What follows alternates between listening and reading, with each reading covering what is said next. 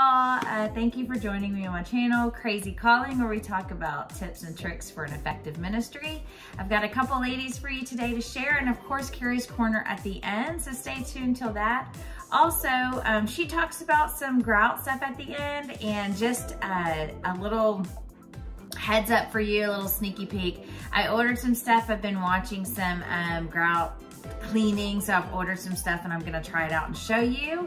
I will show you a before and after of my grout, which is terrible at this point, and how to do those floors. And also, I don't know if you remember the cleaning video from last year, but Sherry Jones had talked about how she loved her steamer, so I've ordered a steamer and I'm gonna try that out on some stuff and maybe give you some tips for that. So stay tuned, because these videos are really about to pick up with some good information as you get closer to your move date and the ladies that are helping me out get closer to theirs. And let's get to it. Thank you for enjoying me,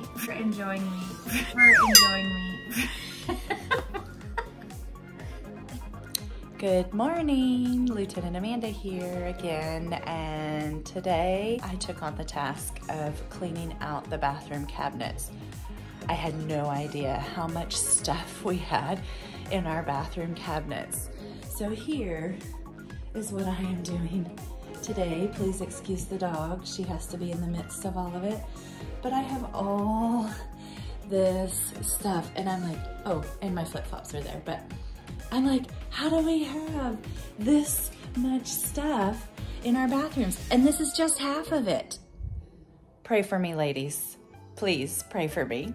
So I have underneath my sink cleaned out, ready to go, with just stuff that we will use for the next few weeks that we are still here. And Michael's sink is completely empty and ready to go. So the medicine cabinet's also been cleaned out. The only thing left in it are the medications that we are currently taking and Michael's beard oils, of course. Hi, I have two tips for you. One is to keep boxes of things that are special to you, especially like small appliances. They're a pain to keep up with, but it's worth it when they arrive safe and sound. See? And my second tip is, if you use wardrobe boxes to pack the bottom of them with shoes, it helps with weight distribution. Just don't make it too heavy or you can't move it. Bye. Hi, it's Carrie. Welcome to Carrie's Corner. Yes, I know my voice is crazy, but this is what happens in spring. I get my bronchitis and you just have to keep moving forward. That's one reason why maybe spread out all of our to-dos to get them done so that we can move smoothly and transition well for our next place and also for those who are following us. Just a couple of tips this week. Number one, for week 4, start working out your arrival and departure times with your incoming officers and the ones you're following in your new appointment. This just helps you kind of coordinate when you're arriving and when they're leaving. It's always a little awkward if you get to a place and the other officers are still there moving out. So you don't want to make that awkward situation any more awkward. So just try to your best to coordinate that. The other thing I would say for week 4 is if you are in an appointment where new lieutenants are following you, it is probable that you will actually be responsible to send a vehicle to the training school before commissioning so that they can have a vehicle for their vacation or furlough before they head to the appointment. So you make sure you coordinate that.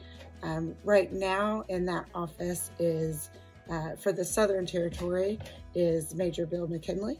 And so you can just reach out to him and try to coordinate vehicles.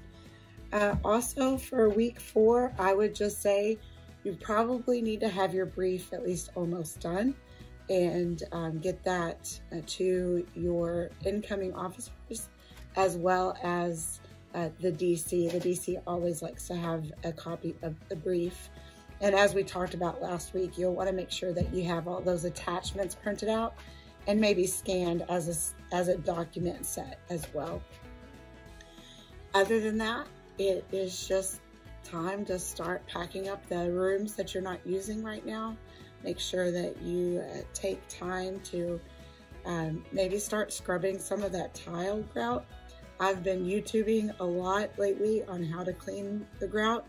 We have ordered an attachment for our drill that is a brush, and so hopefully I'll have that to show you the next couple of weeks so that we can see if the grout gets clean with that.